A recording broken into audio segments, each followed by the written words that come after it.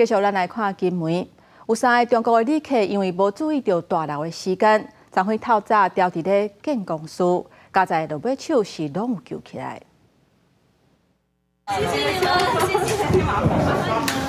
去拍到惊的3位中国观光客上花了后，一直说多谢，感谢金门消防局紧急救援。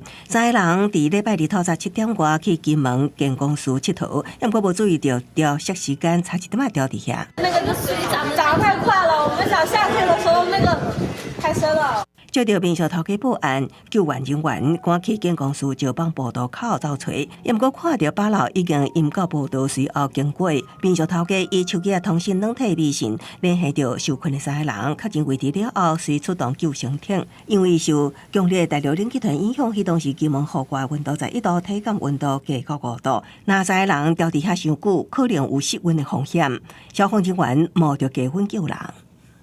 确定受困人员无立即危险之后立即整装下艇，并于8点27分由本局人员将其送回岸上。3名陆籍民众身体皆无恙。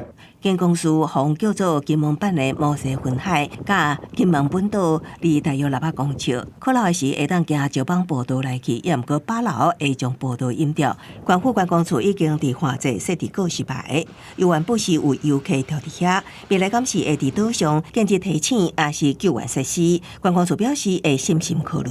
公司新闻采访报道。